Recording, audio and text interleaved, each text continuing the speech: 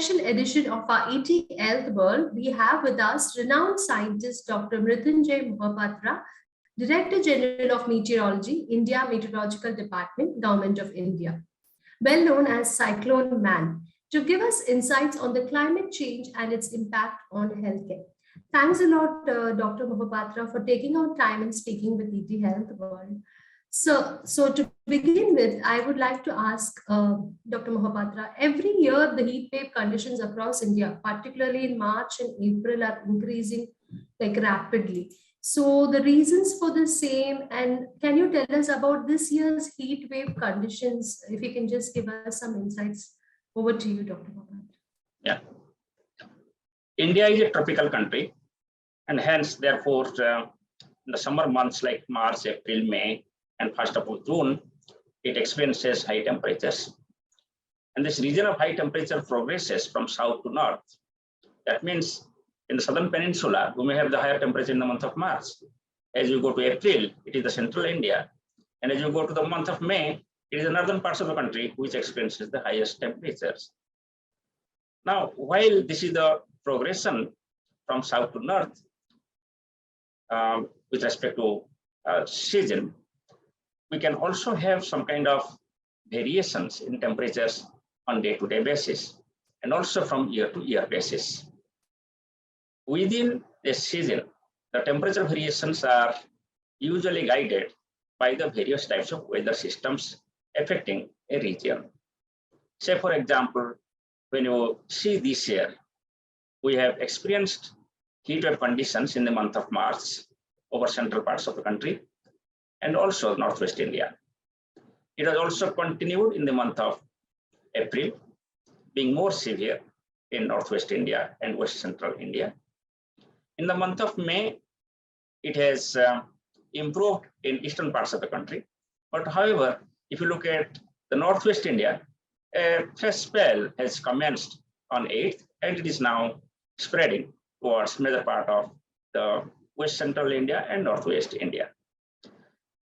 The basic reason behind all these heat waves which occurred over the Indian region is basically, you can say, the weather systems affecting the region in that particular period. So, for example, in the month of March and April, there was a high pressure cell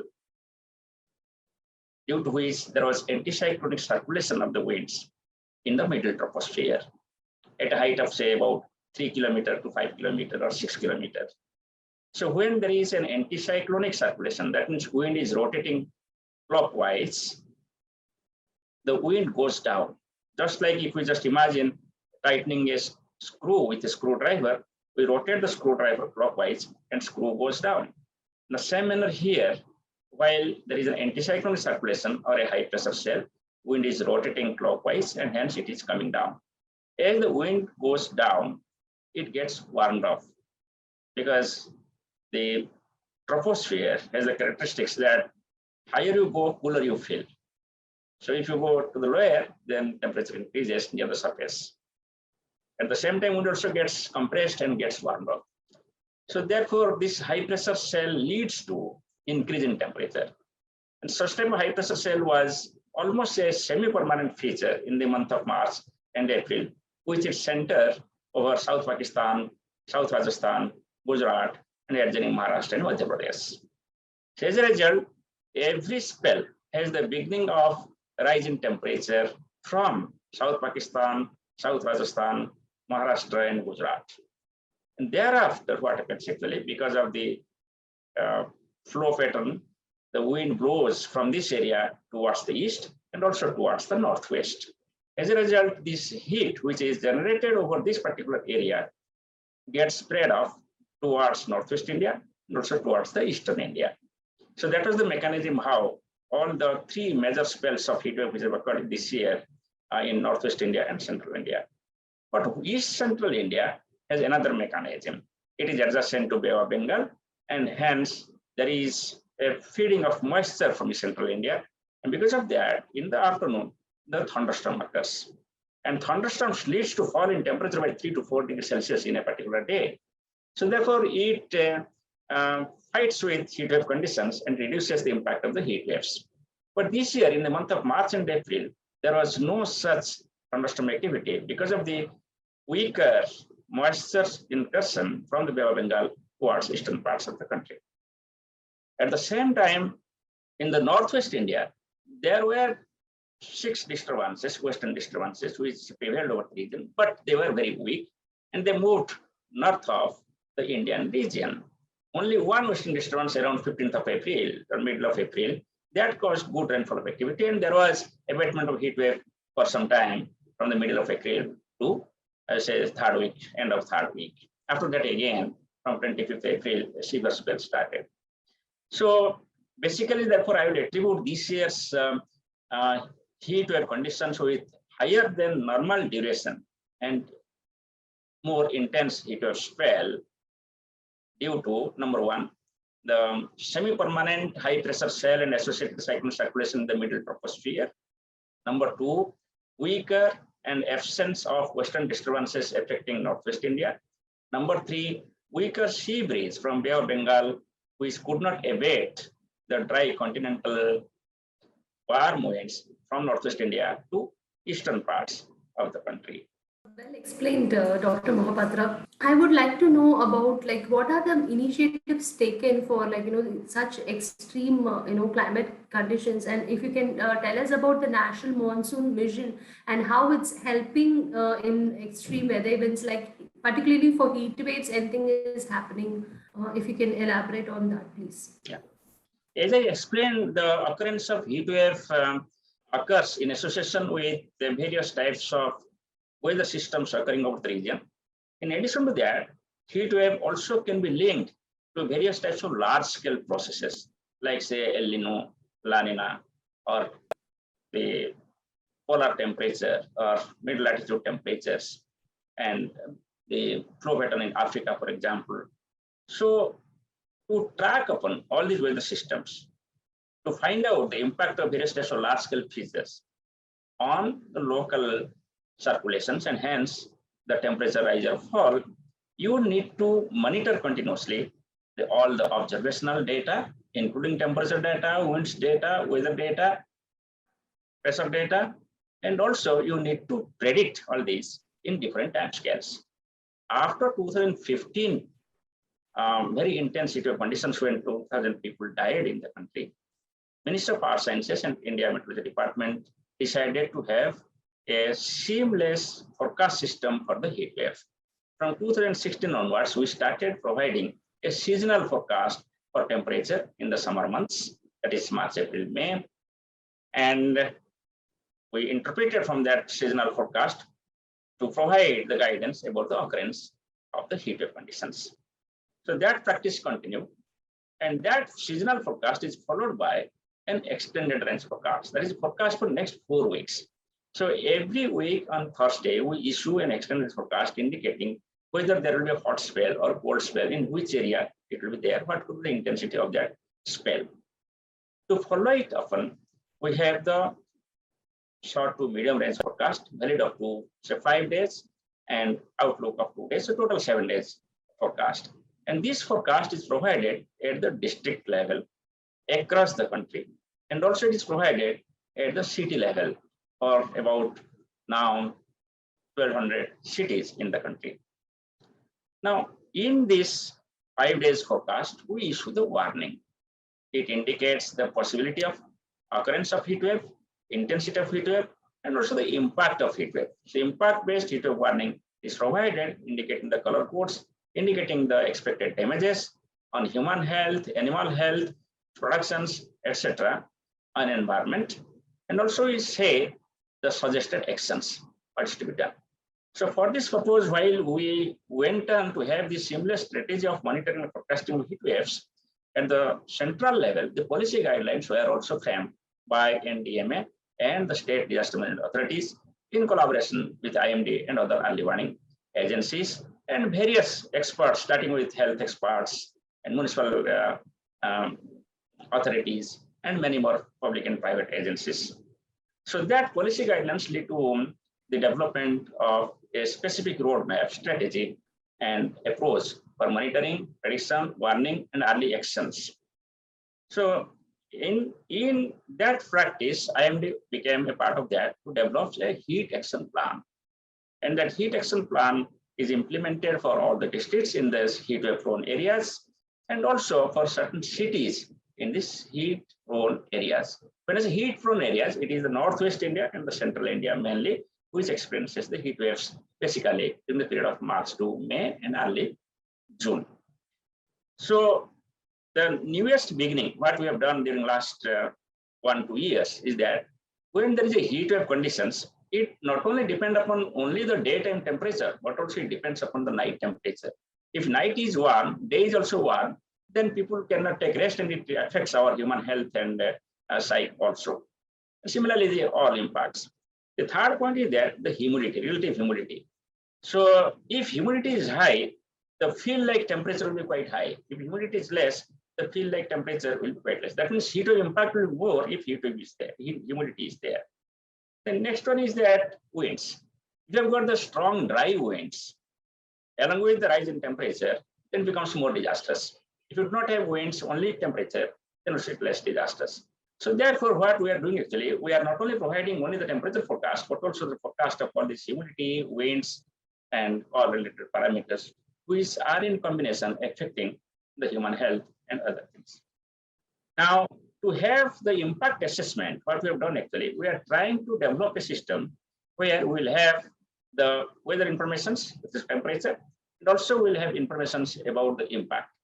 For example, we want to develop a dynamic real-time assessment of the hazards, the vulnerability, exposure, and the risk due to the heat wave. For this purpose, we have considered the meteorological hazards, and then the possible geophysical hazards, if any, then the geospatial database, then we have got the socio-economic attributes. At present, we have added the power sector, the national highways, Indian railways, so that if there is a heat wave forecast, for example, if one person is traveling from Delhi to, say, Lucknow, and there is heat wave forecast for West UP, Haryana, and central part of UP, certainly the authorities in railways should know that there is heat wave conditions, and therefore there will be more load of the electricity, and hence they have to make the arrangement for power. At the same time, there will be more demand for the water. And at the same time, there may be people traveling without AC, that is non-AC, so they have to take more care, not only for the traveling train, but also for the logistics staff and the people working in along the road, along the railways, and also in the various railway stations. They have to be in the provisions. Similarly, the national highways. Also, we can find the impact on the oil sector. When temperature rises and it impacts the filling of oil in the vehicles, etc., it may lead to some accidents. So therefore, that is taken care. Similarly, if you consider the animal livestock, you'll see that temperature also adversely affects their life.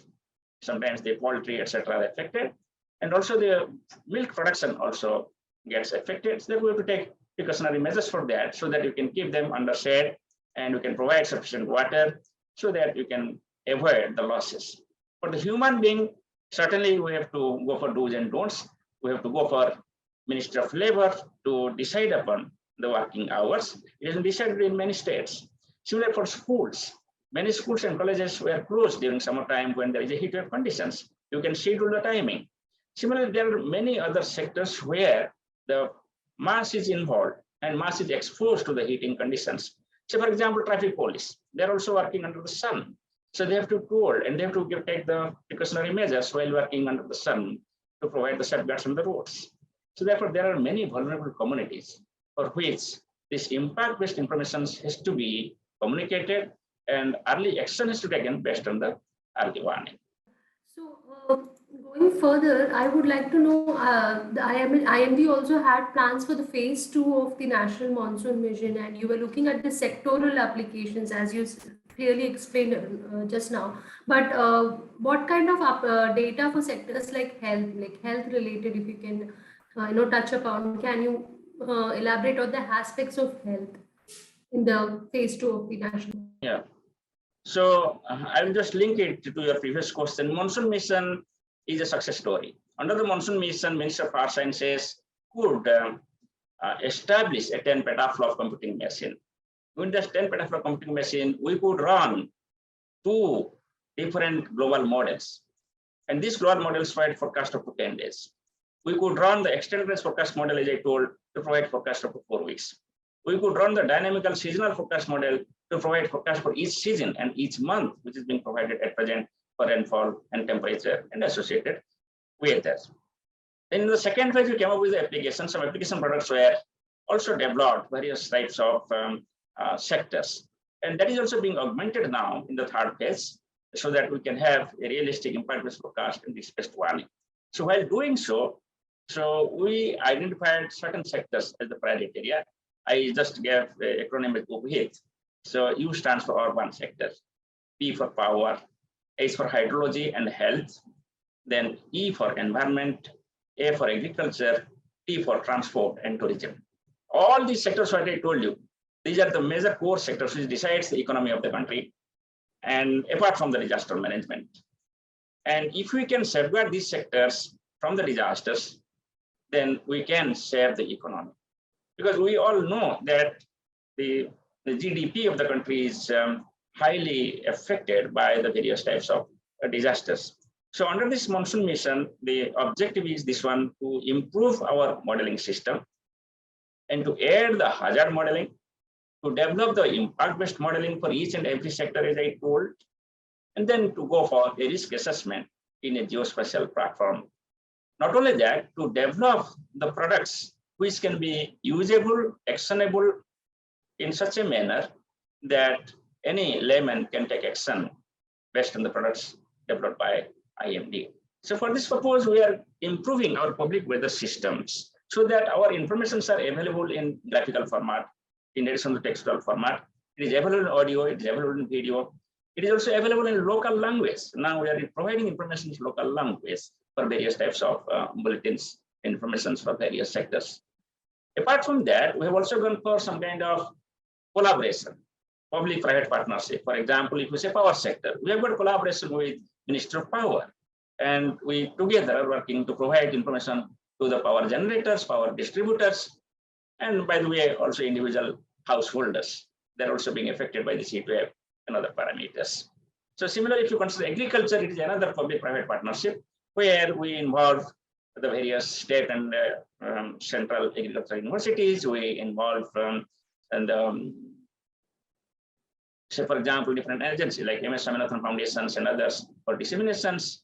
And we also have Ministry of Agriculture and ICAR, their KVK, specific Kendras, through which also we go for farmers awareness program, power integration program, and also disseminate the information through them.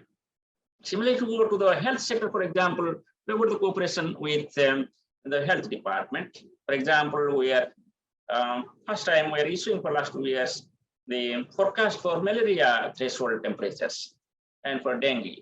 But now we are planning for say Japanese encephalitis, which develops in the eastern parts like East UP and Bihar. So like that, we have got the collaboration with each and every sector, because IMD alone cannot work and provide everything, and collaboration makes it success, be it tourism or be it transport sector or be it the disaster management sector. Everywhere we have to augment our collaboration to show that we can reach out and we can provide the better information in a usable manner. You had already touched upon action plans, state or city wise you're giving, and which is actually improving them to, if you can. Yeah. I just want to mention here that the number of city forecast has been multifold increase during recent 2 years or 3 years. Similarly, the nowcast of the severe weather events, that is forecast for next 3 hours, has been extended to 1,090 cities now. And number is ever increasing. It will increase in future also. With respect to heat action plan, IMD plays a major role by providing the forecast for that particular city, not only for one point, but also the different points within the city itself. Because I just want to mention here, a city gets warmed up more as compared to the surroundings because of the urban heat island effect. It is like this, because of this concrete structures increase, because of the lack of sufficient vegetations, the area within the city gets warmed up. More energy is transmitted from the surface of the Earth towards the atmosphere, atmosphere gets warmed up. So therefore, if you just measure the temperature in the central part of the city, and measure the temperature just in the outskirts, you will find there will be a difference of 3 to 4 degrees Celsius. So at the same time, within the city also, the urban heat island, just like I told, it is not uniform within the city. The city area where population density is more, the density of concrete structure is more, so there is a bus stand, you will have higher temperature. The city area where you have got some kind of, say, vegetations, you will have the lower temperatures. So therefore, within the city itself, you have a different measures for dealing with the impact of the heat waves. So what we do actually, we have developed soft city specific observations. Within a city, earlier, there was forecast and observations only for one place. But now you can find multiple places within the city, the information is available with respect to various weather parameters and also forecast up to 7 days for various parts of the city. Apart from that, what we do actually, for a specific city like mega cities like Delhi, Mumbai, Kolkata, Chennai, we have taken a special venture. For example, in Delhi, if you just go, you can find out the complete NCR area analysis of various weather parameters and zones where the temperatures are higher. It's updated every hour. Forecast is there up to next 5 days. And it is supported by the various impact informations so that people can identify their own area, can identify what is the temperature in that area, whether it is heat wave conditions or not, and what is going to happen for next 5 days or next few hours. Similar arrangement we are going to extend to other cities in the country. The target is that we should cover the all major cities, and we are targeting for about 50 cities in next 1 year, so that we can have this type of analysis of the temperature. Not only temperature and other parameters of weather, but also the environmental conditions. Say, for example, when we have got very intense heat wave conditions, certainly at that time, the environment air quality will be poor. So therefore, you should have the impact of both the air quality and also the rising temperatures. So that type of arrangement is being made so that you can have the realistic assessment of all the multi-hazard parameters within a city. Another problem in the city is the urban flooding. So for this purpose, we have taken up urban flooding forecasting in Mumbai. It has been implemented for the last 2 to 3 years. In Chennai also it has been implemented. Now we are targeting for Delhi and Kolkata. Afterwards also we'll go for other cities like Hyderabad, Bangalore, Guwahati are also from those cities which are more flood prone. There we are going to develop this urban flood warning systems. And specifically for this purpose, we have to need the augmented observational systems, it will need radars, you need augmented automated weather stations, automated rain gauges. And accordingly, you have to need the high resolution numerical weather prediction models for a particular city. So those initiatives have been taken up last 2 to 3 years, where you can find out the running of the models with a resolution of 1 kilometer to 2 kilometers. So in Delhi city, there is a resolution of 400 meters to predict the fog. So all these technological advancement recent years is enabling IMD to provide information in a soft city scale and even say ward level, the information about the various severe types of weather. But the target is that all this information has to be superimposed with the socio-economic attributes. We are working on that. In the next 2 to 3 years, our target is that we should have a realistic, dynamic, impact-based information for each and every socio-economic sectors, so that not only the life lost can be minimized, but also the property loss can be minimized, and it can help the socio-economic conditions. So, apart from all these things, there is another specific development in recent years that is called as the flash flood guidance. You will find specifically it occurs in the city. All of a sudden, if there is a heavy downpour, it leads to the flash floods, especially in the hilly areas. You will find in the foothills of the Himalayas or the Western Ghats or Eastern Ghats. Sometimes if there is a heavy downpour, it leads to the flooding, and also it leads to the landslides and other hazards. So as the name suggests, it occurs very sudden. Therefore, it has to be predicted in a certain interval. So we have introduced a system that is called as flash flood guidance system, which can provide the forecast for next 6 hours, next 12 hours, next 24 hours about the flood threat, about the flood depth, about the flood risk. This information is being developed for 4 kilometer watershed in the country. There are about 30,000 watersheds in the country with a resolution of about 4 kilometers. But still, I feel the 4 km is quite high. It has to further improve. We are working towards developing a flash flood guidance system with a resolution of, say, 1 lakh watersheds. Now it is 30,000. That means it will be about 1 kilometer by 1 kilometer resolution. Say, for example, for a village level watershed information will be generated. And this information will be made available to all, including the Central Water Commissions. They can also utilize for flooding purpose. And here also the municipal corporations can utilize for the flash flood guidance purpose.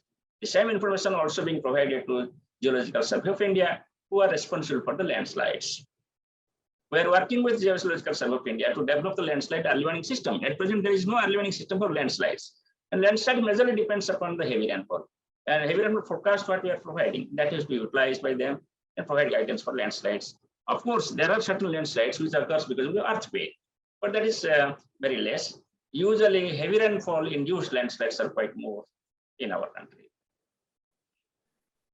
As you were speaking, you had mentioned about improving the forecasting system. So, if you could talk about what is IMD's plan for improving the modeling system for forecast. You have been mentioning it throughout, like the cyclone forecast. Do you have any?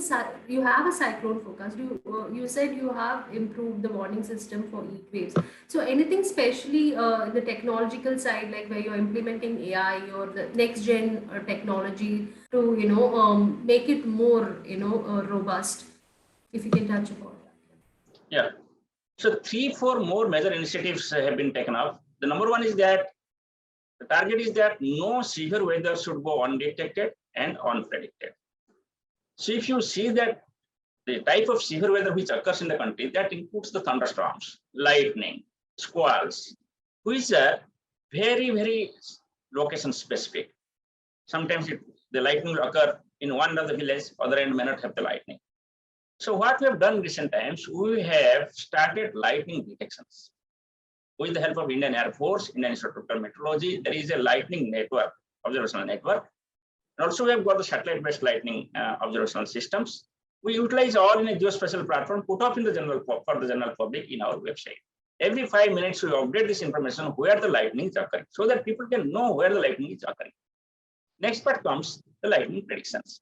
After this severe lightning that occurred in 2018, if you remember in Delhi, we decided that, I was the chairman of the case task force, we decided that we should develop a lightning warning system.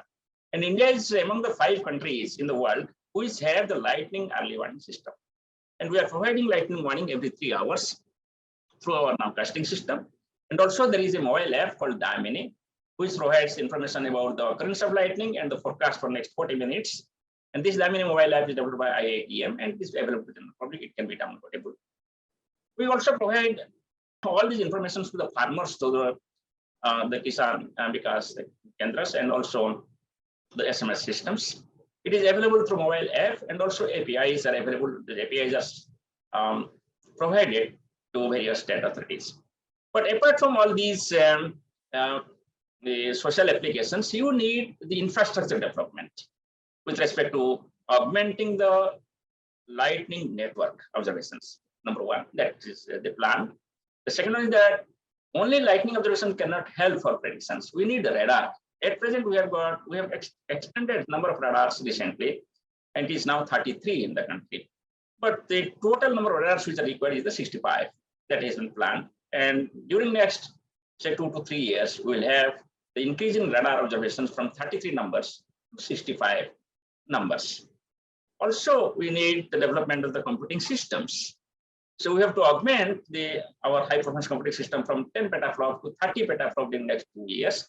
And it will go on increasing. Target is 100 petaflop. So after that, we have to go for assimilation of the data. We have to collect data from various sources. We have to apply the technology so that all this data can be processed. And the latest technology is AI/ML. So artificial intelligence, machine learning is being used to identify those data which are more suitable, which can be assimilated in numerical models, hence to provide the better forecast. Now, apart from that, if you look at the science of meteorology, it is basically data driven. It is a data science. And nowadays, what people talk about AI/ML or data science, you will find that long back, IMD has a historical data starting from 1901, as it was established in 1875. All the data are digitized. It is available on the website. And it can help many startups to apply our data and hence develop applications for various sectors. And there can be technology for three reasons. One is that AML technology can be developed for a simulation of data in numerical models, because I will tell you only 5% satellite data gets assimilated in the numerical models. Remaining data are rejected or not used. One number is that quality of the data improve. Number two reason is that the computing power. Now, the second use of AML is the development of the decision making. Say I have got a lot of information from observations and the models. As a forecaster, I will take decision whether there will be heavy rain or not, and what will be the impact. So that is possible if I can have a decision making with the help of the IAML. The third one is that AML can be utilized for sectoral applications for various sectors. So we are targeting towards that in recent years. We are collaborating with various agencies, industries, those who are coming up with IMD. We are free to work with anyone for developmental work, and we have the strength of data. We have got a lot of data, and also we have the strength of the human power. People are talented, people can work.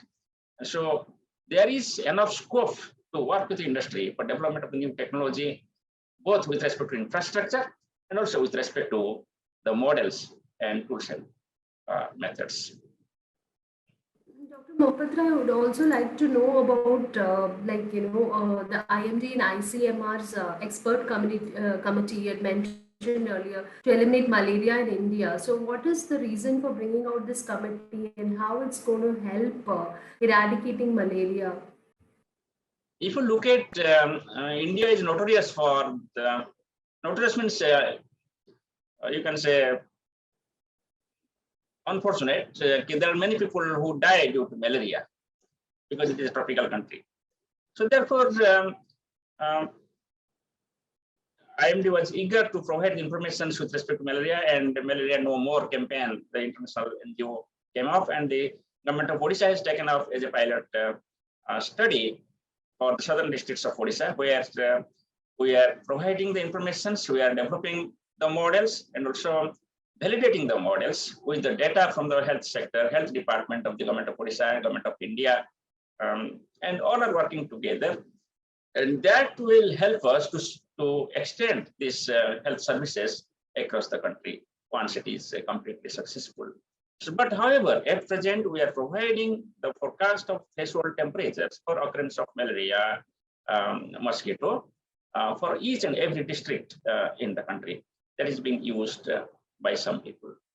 Okay. So I would also like to know about how the national meteorological policy will benefit us, because climate is one thing, the climate change is happening rapidly. So it's one thing is going to affect many of the sectors, as you have said. So national meteorological policy, how crucial it is, important it is, and what kind of impact will it bring in the healthcare scenario? So there is a disaster management policy in the country. We have got a complete structure under the Ministry of Home Affairs, and also we have got NDMA, SDMA, DDMA, and accordingly, IMD is a part and parcel of that towards the early warning system. IMD is the nodal agency with respect to that. And apart from the national policy, IMD also associated with the international policymaker, because the DGIMD is the permanent representative of World Meteorological Organizations, and also DGIMD at present is the elected member of the executive councils. So he is a part and parcel of the policy making internationally with respect to meteorology. Certain countries have come up with meteorological policy in the country, but we do not have that type of documented policy approved by, say, the highest authority like Parliament, etc. But we have got very old policies and documents, like the rainfall registration started long back in the country, and that was approved by the then government. So I think we can collate all the information and come up with some kind of national meteorological policy, taking into consideration the increasing demand and required supply of the information with respect to weather and climate, as it is a part and parcel of each and every sector now. We cannot think of any socio-economic activity without considering the meteorological information. above all, the climate change issue. Also, we have got a policy with respect to climate change, and India is a member of IPCC. IMD provides all information with respect to the past climate. Also, we have a Center for Climate Change Research in IITM, which provides the forecast. We have got Earth system model in the country. So we have enough scope to work with respect to climate change. But in view of all this climate change, it's a science part, adaptations and mitigations. We can look into the meteorological policy vis-a-vis the climate change also. Thanks a lot, Dr. Mohapatra, for the time and answering those questions in detail. It was nice to know we had got deep insights into the extreme weather conditions and how it's impacting every other sector, particularly health. Thanks for the time. Thank you.